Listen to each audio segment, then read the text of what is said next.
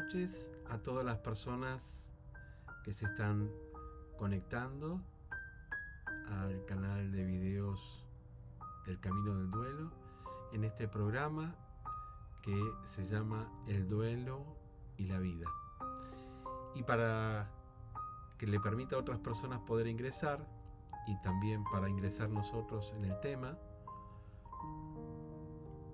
me permito leer algunas líneas, en este caso el libro La escucha que sana de José Carlos Bermejo.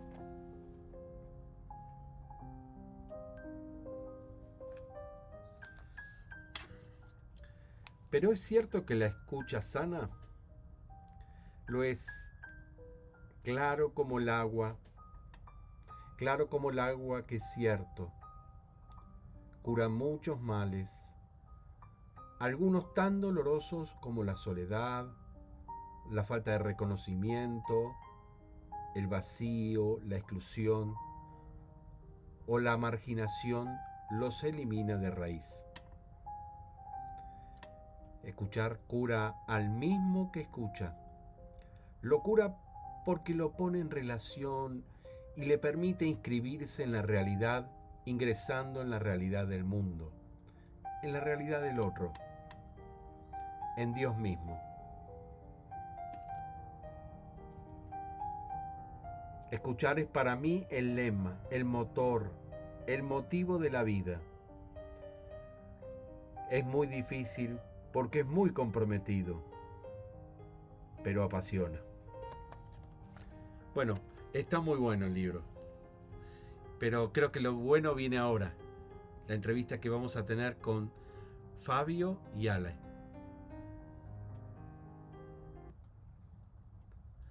Bienvenidos, Ale, Fabio, ¿cómo están ustedes? Ahí, a ver que sí, ahí está el silencio. Bien. Ahora sí. Hola Mario, buenas noches. Un Buenas gusto. noches, Hola buenas a noches, ¿cómo todos están los que nos ustedes? están siguiendo. Cuéntenos, Bien, gracias, muy bien. preséntense y sobre todo desde dónde nos estamos conectando. Yo estoy aquí en Buenos Aires, Argentina, ¿y ustedes? Nosotros en San Luis, en Villa Mercedes. Bien. En Argentina también. Y, Sí, sí. y bueno, Ale, contanos un poquito cómo se compone la familia. Bueno, nosotros, bueno, Alejandra y Fabio, tenemos 31 años de casados, tenemos 4 hijos, Luciana de 29, Maxi de 26, Yara de 22 y Santi, que nos dejó con 17, era el tercero, es el tercero, nos dejó con 17 y hace ya ahora, va a ser el 16 de septiembre, 8 años, que ya está en la resurrección de Cristo esperándonos. Uh-huh. Fabio, ¿qué le Y pasó bueno, a Santi? Santi tenía 12 años, entre 12 y 13, empezó con unos dolores en la garganta, como que algo le molestaba. Bueno, inmediatamente estábamos de vacaciones en ese momento, fue enero. Cuando volvimos lo hicimos ver acá con su pediatra, nos derivó a una hematóloga y bueno, nos derivan con ese supuesto diagnóstico de un linfoma, ¿no? Un linfoma de Hodgkin.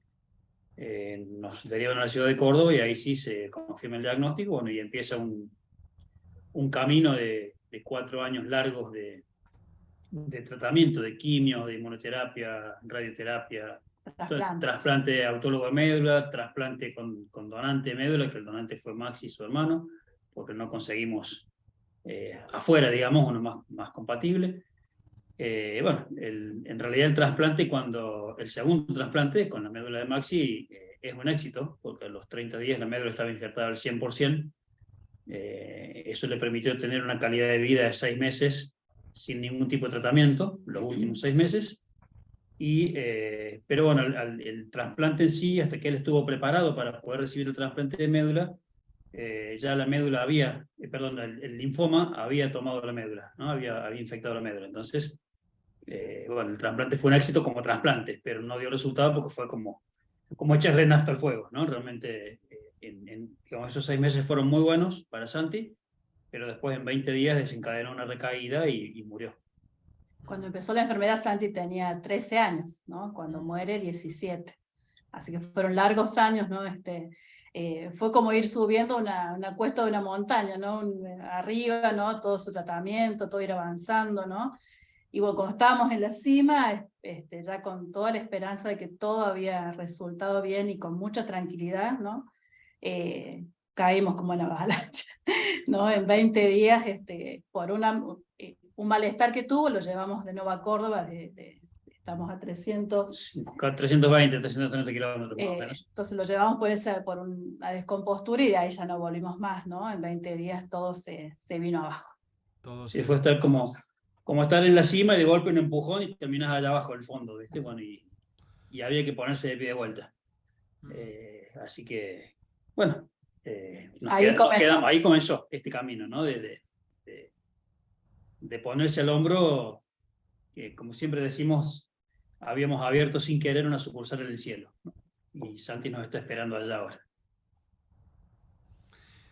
Dijiste recién, Fabio, era ahí empezar de vuelta, o empezar de cero, ¿sí? ¿Y cómo fue empezar de cero? ¿De dónde empezaron a pedir ayuda, entiendo yo? ¿Cómo fue ese inicio de camino? Fue bastante duro, porque era como que, sí, ¿qué pasó? ¿No? Fue todo muy rápido, ¿no? Como que fue un cimbronazo que nos desestabilizó, nos desacomodó. Pero bueno, era mantener la calma primero como persona, como matrimonio, y a partir de ahí empezar a ver cómo nos poníamos de pie, ¿no? Porque también teníamos a los otros tres, es decir, no podíamos permitirnos que tuvieran los papás destruidos, más allá de que los tuviésemos en ese momento, pero bueno, también teníamos que estar de pie y firmes para poder sostenerlos a ellos, ¿no? Entonces, lo dialogamos mucho, lo charlamos mucho, lo seguimos haciendo, después de este tiempo, después de todos estos años, todavía lo seguimos haciendo. Yo creo que no hay día que pase que no hablemos de Santi en algún momento, con alguna cosa, o algún recuerdo, o un algo. Siempre hay algo, pero siempre Santi está presente en nuestra vida. Y bueno, en ese momento fue aferrarnos a la fe, que nos ayudó mucho, seguir trabajando en comunidad, sosteniéndonos en nuestra comunidad de parroquia, en nuestra comunidad de amigos. Trabajamos también en un movimiento de familia, entonces eso nos ayudó mucho también a estar con otros matrimonios que también nos estaban apuntalando.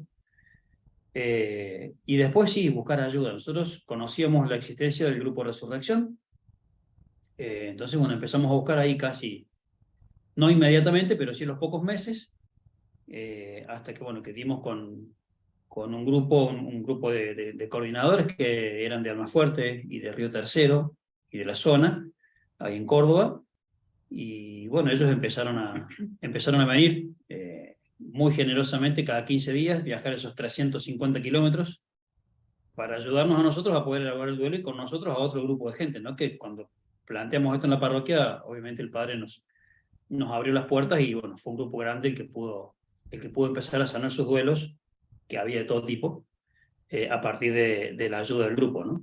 Ujú. Igualmente, o sea, si bien siguieron habiendo pilares muy fuertes, ¿no? Nosotros sabíamos que teníamos que seguir, ¿no? Las palabras de Santi habían sido muy fuertes, ¿no? Él cuando ya está muriendo, ¿no? En el final nos dice, bueno, los espero, los tengo que esperar. Y con eso cierra sus ojitos, ¿no? Entonces, bueno, la flecha hacia donde teníamos que dirigirnos estaba ahí muy alta, y nos sentíamos en esa responsabilidad que nosotros no podíamos caer, ¿no? Y como decía Fabio, había pilares que se mantuvieron firmes, ¿no? En la fe, ¿no? En las palabras de Santi, esa esperanza que nos las había puesto muy firme, más allá de que nosotros tenemos el convencimiento de la fe, él también nos había ayudado con eso. Nuestros otros hijos, y entonces esos pilares, el diálogo que estaba ya en casa muy acrecentado por este movimiento en el que trabajamos, entonces esos tres pilares fueron base, pero igualmente la estantería se movió toda, o sea, ya nada fue igual, y por todos lados, ¿no? Algunas cosas se movieron más, otras menos, pero hubo que comenzar de nuevo, reintegrarnos de nuevo como familia también. Ujú. Permanentemente, desde que comenzamos esta charla, ustedes citan a los chicos y lo citan también a Santi.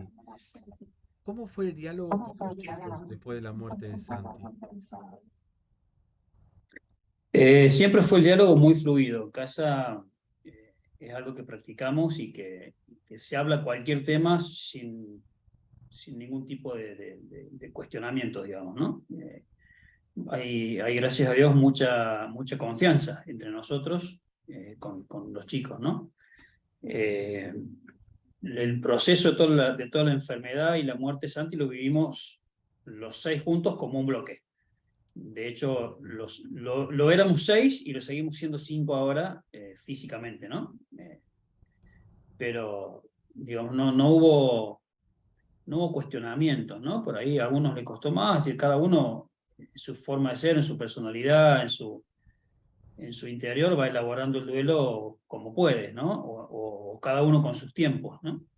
Pero realmente digamos, el trabajo o el diálogo con los chicos fue siempre plantear siempre las cartas sobre la mesa y decir, bueno, ¿qué sentís? ¿Cómo estás? ¿Qué te pasa?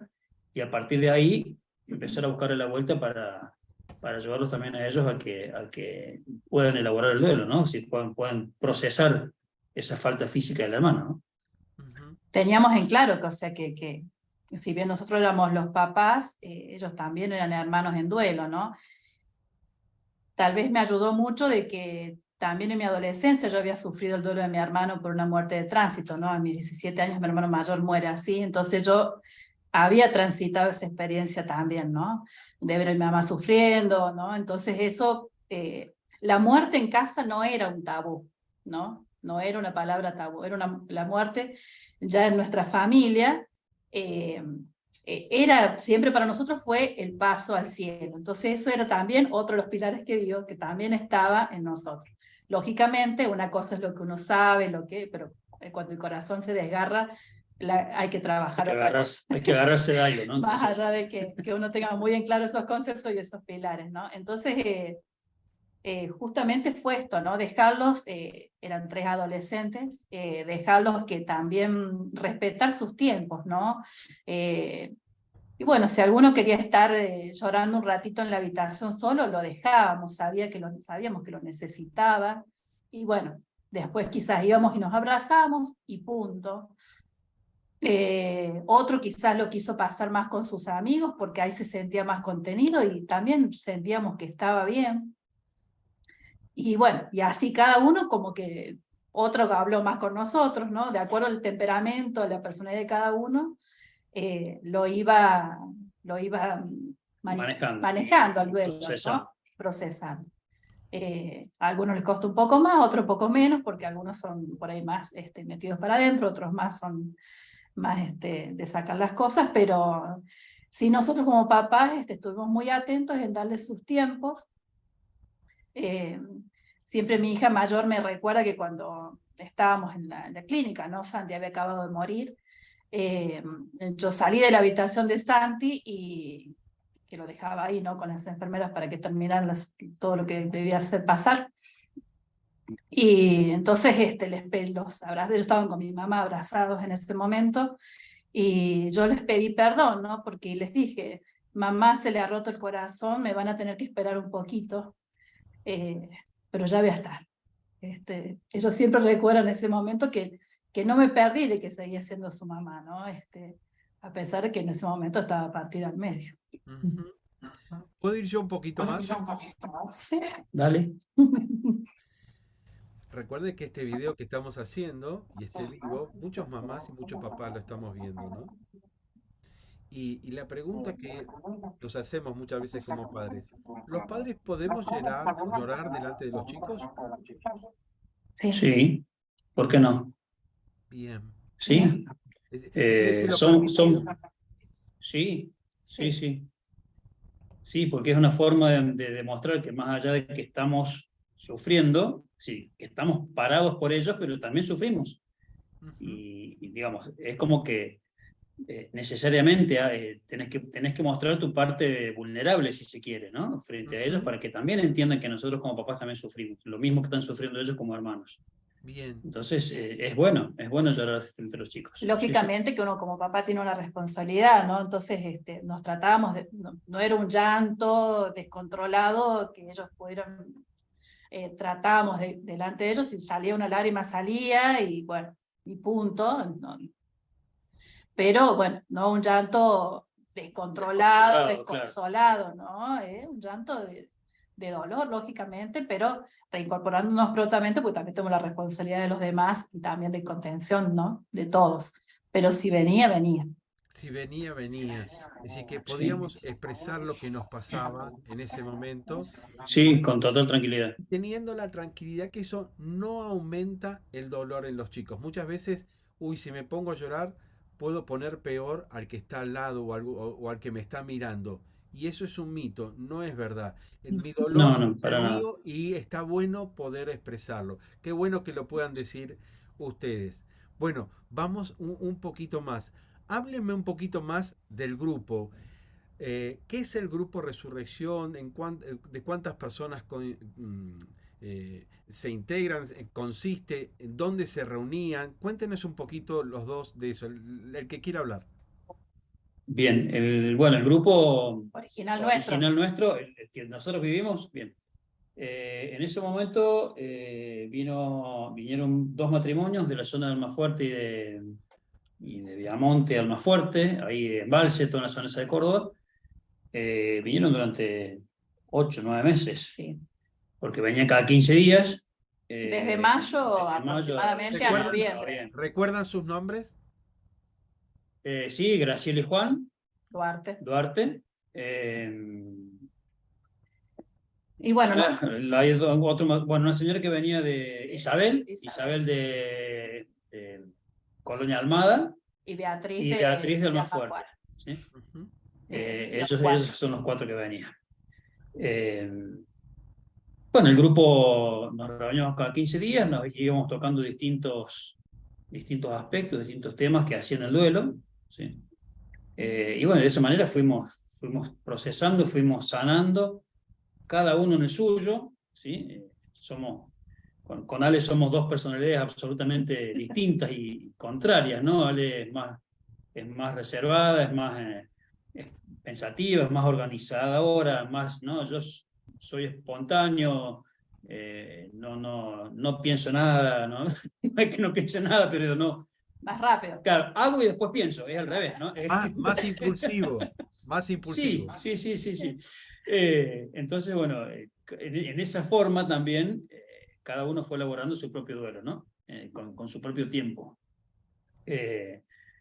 Obviamente nos nutrimos de la experiencia de estas personas que venían y que nos planteaban el tema y que nos hacían sacar todo eso que teníamos adentro, ¿no? En reuniones de hora y media aproximadamente cada una. Y bueno, éramos varios. Recuerdo que la primera reunión, la reunión informativa, fueron como 100 personas. Al primero, como venían de lejos, se quedaron y al otro día hicieron el primer taller, ya fueron 50. Ya se bajó la mitad de arranque y bueno, terminamos unos cuantos. 8, 9 sí, aproximadamente de esos, ¿no? Que terminamos todo el trayecto de lo que duró el club. Al principio entendemos que era para el desahogo. ¿Y el resto de los encuentros? ¿Había una temática? Y sí, o sea, en cada una fuimos trabajando, ¿no? El desahogo al principio, yo tuve que trabajar mucho los por qué, ¿no? Para mí era, como mamá, el por qué había pasado, no por qué en cuanto el para qué, más que nada trabajamos mucho el para qué, y bueno, qué teníamos que aprender de esto, el por qué en cuanto a no los habíamos, si hubiera hecho esto, si hubiera hecho lo otro, si hubiera pasado aquello, ¿no? Era por mi forma de ser, como que rumeo mucho esas cosas, ¿no? Entonces eso tuve que trabajarlo bastante. Tuvimos que trabajar muchísimo el desapego, ¿no? El desapego de sus cosas. De extender la cama de Santi me llevó 5 meses. 5 meses que estaban, la cama había quedado tendida esperándolo, porque esperábamos ir y volver, no es que pasara esto. Y todo eso, ¿no? Todas esas cosas fueron haciéndose en su tiempo, en su momento, pero costaron mucho, fue un trabajo arduo. Y bueno, cada cosa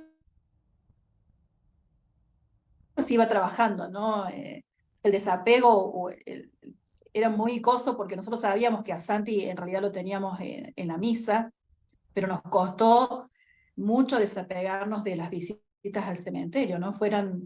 Al principio íbamos el miércoles que había fallecido, que había muerto, y el domingo antes de la misa. Religiosamente, lloviera, Durante varios meses. nevara, íbamos. Hasta que, bueno, uno da un clic, no sé si se puede explicar en qué momento ni cómo, y es más, íbamos al cementerio, dejábamos su flor y decíamos, te vemos en la misa, ¿no? Porque sabíamos que ahí lo estábamos viendo, sabíamos perfectamente, pero no podíamos desapegarnos, ¿no? Es como que el corazón y la mente estaban ahí, ¿no? Y iban y venían. Y bueno, todas esas cosas tuvimos que ir trabajando, ¿no? Bueno, frases que por ahí se dicen y que duelen, comprendernos entre nosotros, nuestras formas de ser. Ale, te pregunto, ¿qué tipo de frases? Me quedé enganchado con eso. Hay frases que duelen. ¿Cómo cuáles? A mí me dolía mucho que me dijeran, yo sé, a mí me pasa esto, me muero, ¿no? Y yo decía, y bueno, ¿no? Entonces estaré mal, yo que sigo viva, tienen otros hijos, nos molestaba tanto. Estaban los otros, sí, con todo nuestro amor, pero nos faltaba Santiago. Otra que a mí particularmente me molestaba era, bueno, pero tienen fe, ustedes van a salir. Sí, sí, la fe ayuda, pero la chacarera tenés que bailar lo mismo. O sea, no es solamente con la fe, ¿no? O sea, ayuda, obviamente que sí, pero esa era una cosa que molestaba, ¿no? Porque decir, pucha, se me murió un hijo, o sea, no es una cosa así nomás, ¿no?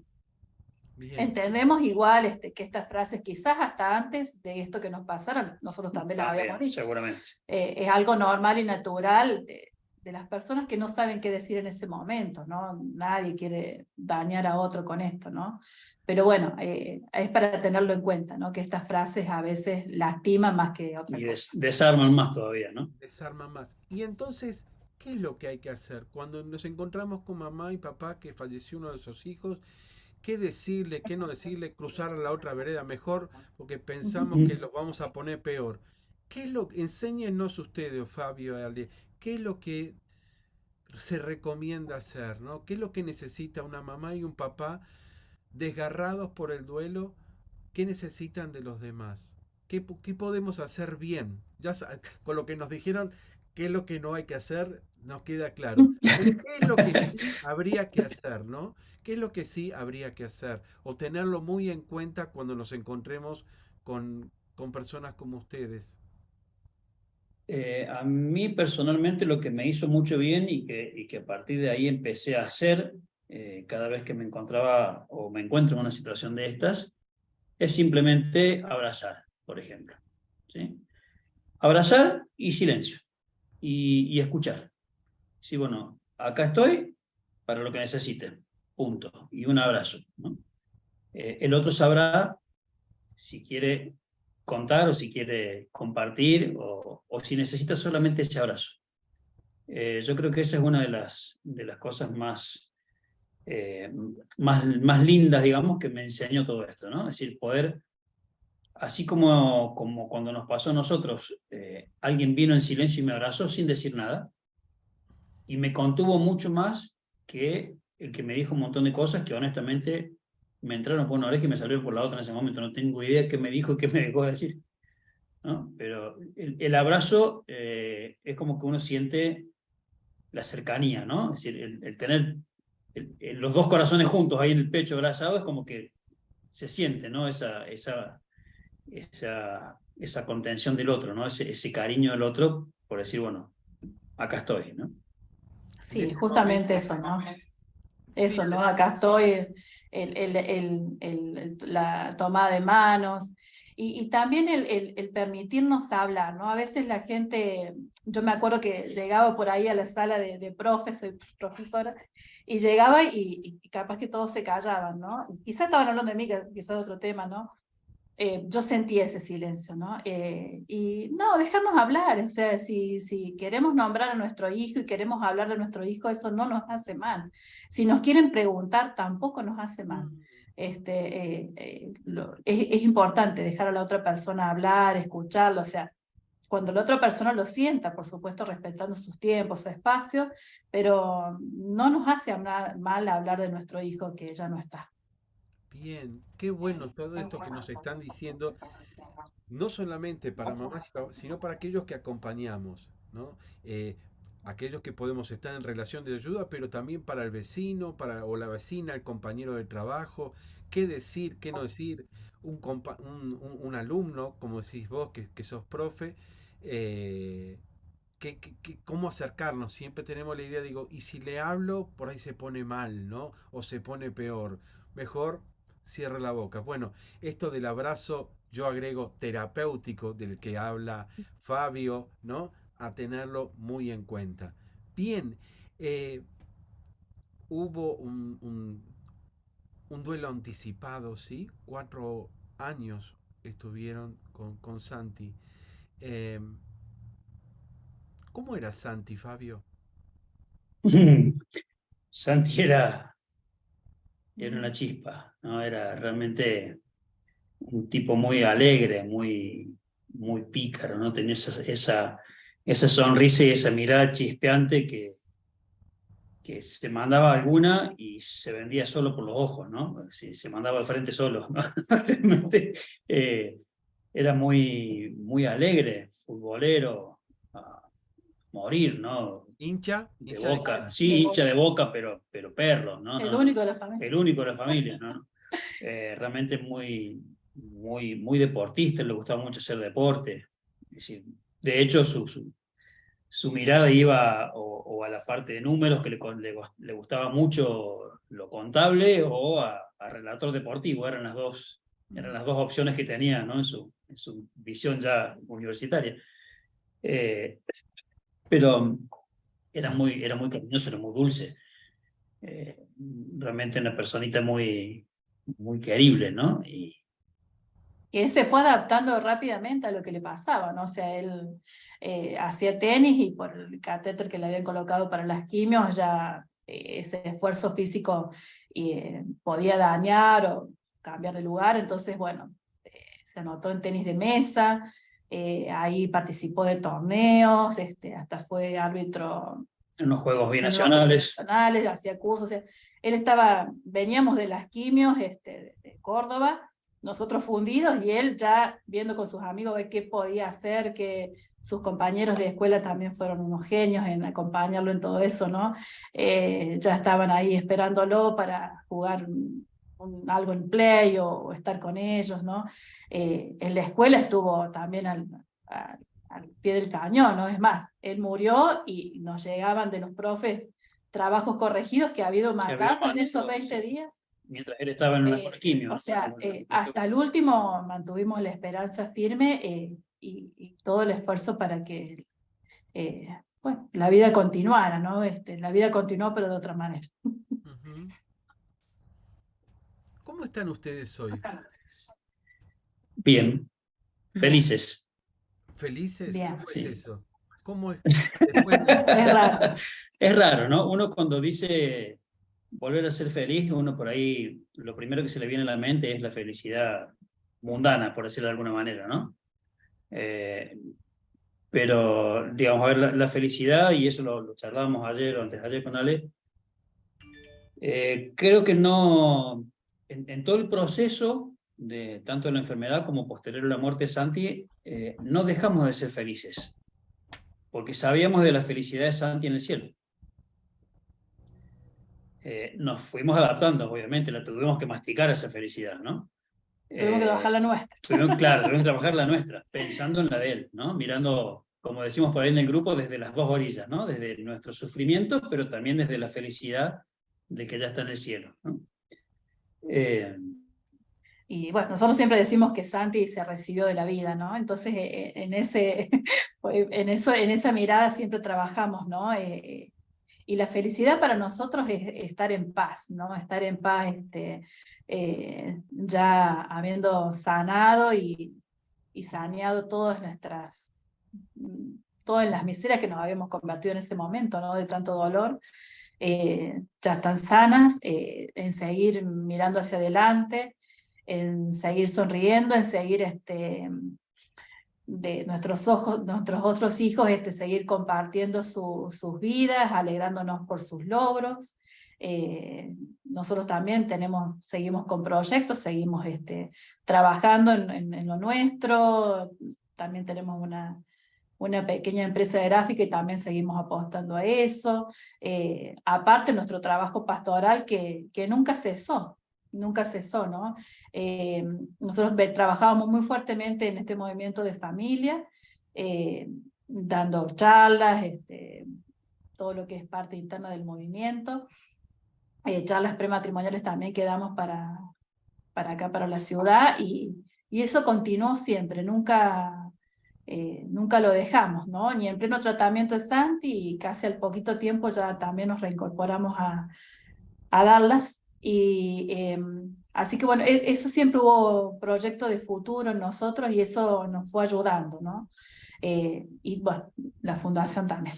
La fundación que, bueno, en realidad fue una idea de Santi cuando empezamos a buscar su donante de médula, que eso se hace a nivel internacional, porque es muy baja la compatibilidad que hay. Entonces él nos planteó, dice, bueno, pero si buscamos para mí, también ayudemos a buscar a otros, a que otros encuentren su donante. Entonces, bueno, apareció primero, surgió la idea del grupo de Facebook, o informando, buscando información, hasta que se transformó en una fundación que hoy lleva el nombre de Santi, obviamente. Y bueno, ya hace casi 8 años, en realidad hace 8 años, porque la primer colecta de sangre y el primer registro como potencial donante de médula lo hicimos el 26 de agosto, justo cuando Santi estaba allá en Córdoba con Ale, y yo había quedado acá con los otros 3.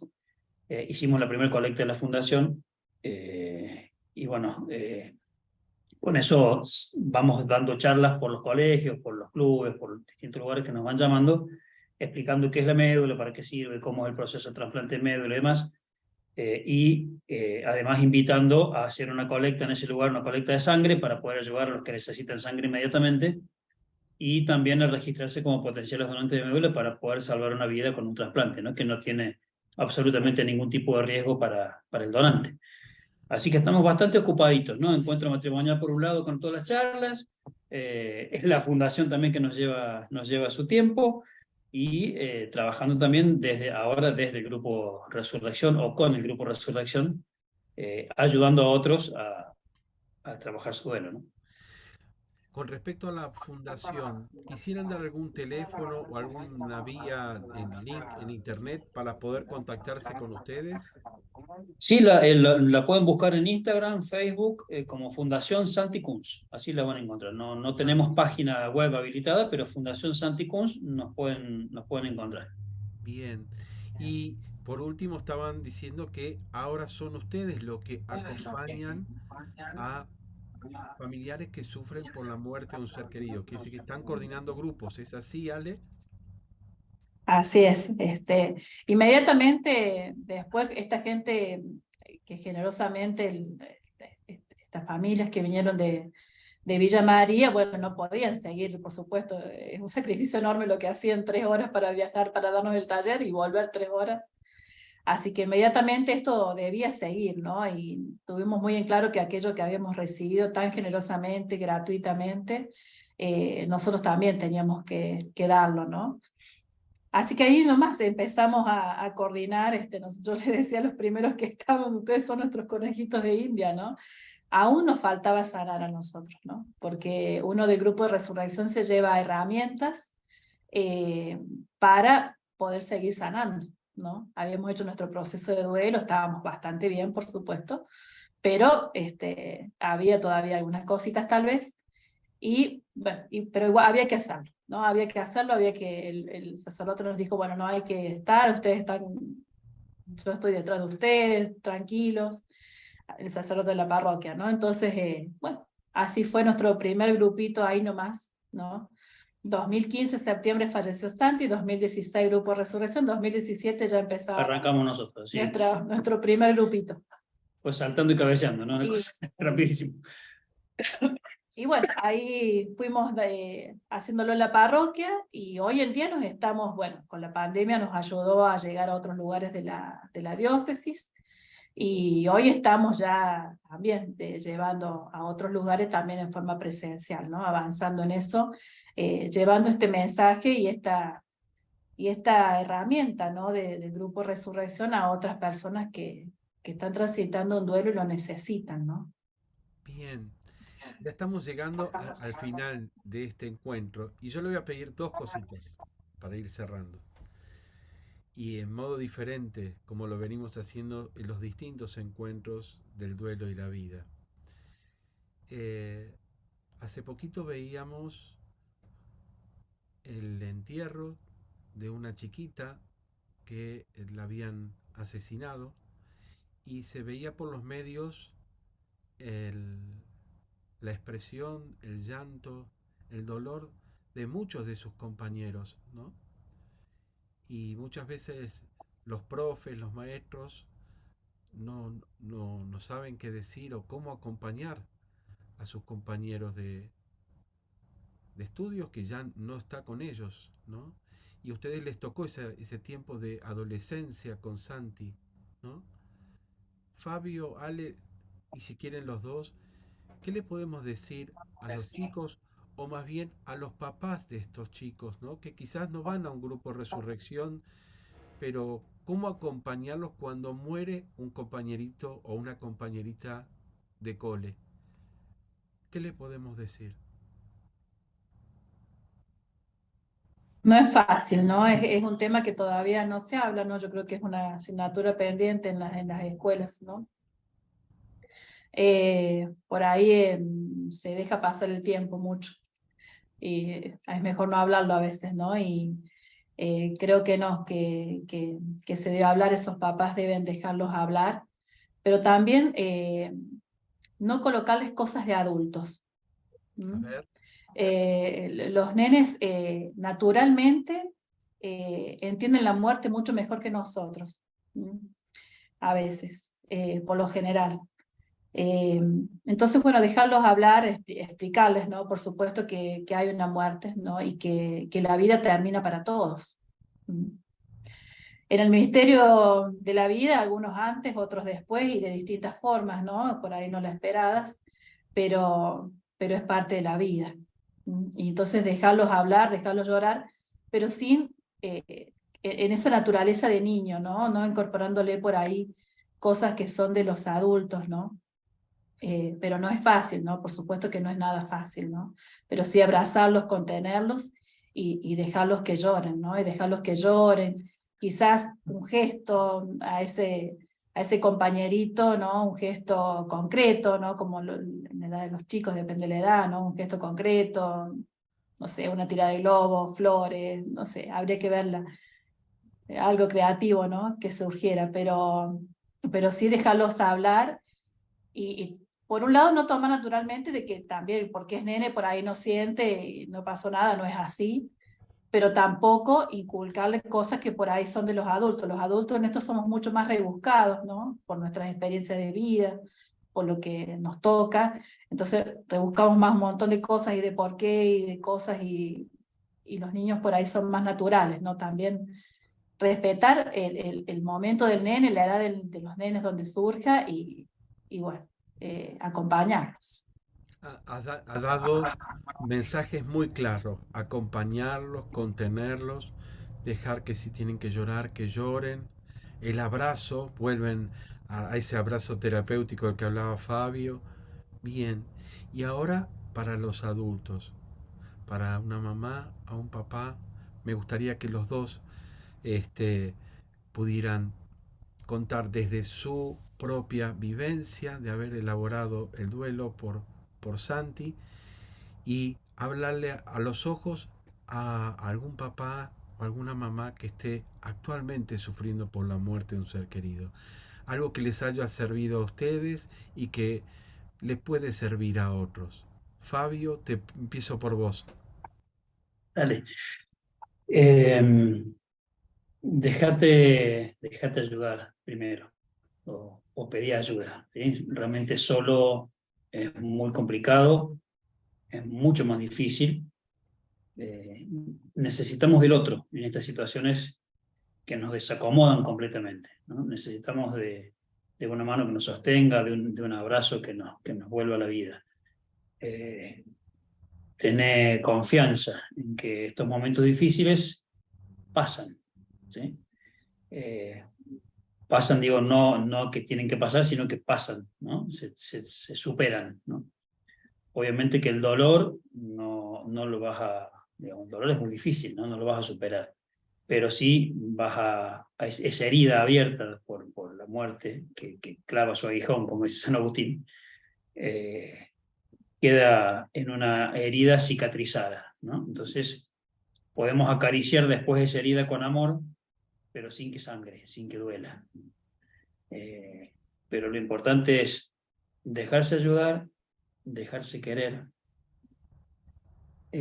saber que no estamos solos, que hay mucha gente que ha pasado, que hemos pasado por esto. Nosotros por ahí decimos siempre que estamos en un club al que no quisimos pertenecer ni asociarnos nunca, pero estamos en ese club. Y hay un montón de gente dispuesta a darnos una mano y ayudar, ¿no? Pero también a dejarse amar por Jesús, que también sufrió y que también lloró por su amigo Lázaro que había muerto, ¿sí? Sin embargo, Jesús nos sostiene, a pesar de su sufrimiento. Él obviamente, ¿no? se pudo poner de pie nuevamente, y a partir de ahí nos ayuda a seguir caminando en este tránsito nuestro también hacia el cielo, ¿no? Para poder volvernos a abrazar algún día con esa persona que nos está esperando hoy del otro lado. Muchas gracias, Fabio. Ale. Lo mismo, ¿no? Que buscar ayuda, ¿no? No encerrarse en sí mismo. Por ahí es mucho de pensar de que uno escucha, ¿no? Ya lo voy a poder hacer, lo voy a poder resolver, ¿no? No, buscar ayuda inmediatamente y no detenerse en eso. Bueno, el grupo Resurrección es una forma de ayuda, pero puede haber, hay mucho material en la red, hay muchos videos, hay muchos libros. Dejarse ayudar por la familia, por el entorno, ¿no? No a los pactos de silencio en familia, de no llorar para no hacerse mal, ¿no? Hablar, ir avanzando en eso y también decir lo que uno siente, ¿no? Porque a veces necesito esto, necesito un ratito de silencio, y ya voy a estar bien. Necesito un momento ahora, no sé, de llorar, o necesito un ratito para estar sola, necesito un ratito para salir a caminar y volver. Decir lo que uno siente también es bueno, esas cosas que uno, porque quizás el otro no sabe, quiere ayudarnos pero no sabe, y tampoco es adivino. Entonces decir también lo que nosotros necesitamos, y, y tenerse mucha paciencia a uno mismo, porque realmente todo se ha movido en la vida y hay que recomenzar, hay que volverse a integrar en otra vida, y no va a ser fácil el camino, para nada, pero tampoco es algo que no se pueda llegar a realizar, y podemos tener una vida plena, ¿no? Plena a pesar de que hayamos pasado por la muerte de un hijo. Muchas gracias, Ale. Muchas gracias a los dos. Sepan que estos videos, que además de tenerlos en este canal en YouTube, los pueden ver también en Instagram, en TikTok, en Facebook. Así que para aquellos que preguntan, ¿quedan grabados? Claro que sí.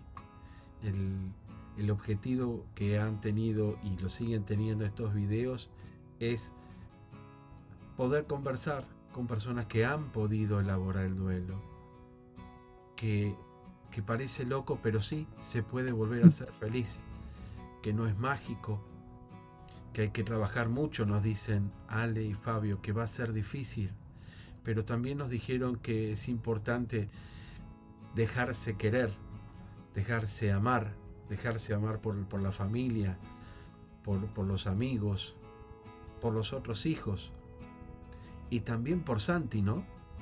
Dejarse amar por él. ¿Es así, Fabio? Santi ya goza de la plenitud, ¿no? De la eternidad, de la resurrección de Cristo. Entonces, bueno, en esa resurrección, dejarnos amar, ¿no? Desde esa resurrección, para poder llegar nosotros también algún día, ¿no? Y poder abrazarnos otra vez. Anteriormente, pero sí. Antes de comenzar este ratito, charlábamos y Ale, Fabio nos hablaban que la resurrección, que creemos que no es solamente de los que murieron, también es de la nuestra. ¿Quisieran poder agregarlo como para cierre de este encuentro? Le comentaba a Mario bueno, que había estado en una charlita hace unos días y cuando terminaba de exponer sobre el duelo, sobre lo que significaba la escucha en duelo, uno de los presentes nos dijo: ahora entiendo por qué esto se llama resurrección, ¿no? Porque los que están resucitados son ustedes, ¿no? Y es así, ¿no? Uno aprende en este camino de duelo a resucitar con nuestros seres queridos, ¿no? Ellos esperan en la resurrección y nosotros resucitamos en esta vida, ya también caminando, ¿no? hacia esa esperanza del reencuentro, pero no de una forma resignada ni con la cabeza baja, sino en la alegría de saber que nos vamos a encontrar, ¿no? y que vamos a vivir en plenitud nuevamente, todos. Bien, bien. Vamos a dar ya el cierre al encuentro de hoy, ¿sí? Agradeciéndoles mucho y mucho a las personas que se han podido conectar y que nos han podido seguir. Y agradecerles a ustedes dos por compartir esto que han vivido ustedes, la maravilla de todo lo que hacen ahora, la fundación, coordinar un grupo Resurrección, la familia, todo lo que ustedes están haciendo. Muchísimas gracias. Les pido que no se vayan ustedes dos y ya vamos dando el cierre aquí en YouTube. Muchísimas gracias a todos los que han podido acompañarnos en el duelo y la vida. Muchas gracias. Gracias. Gracias.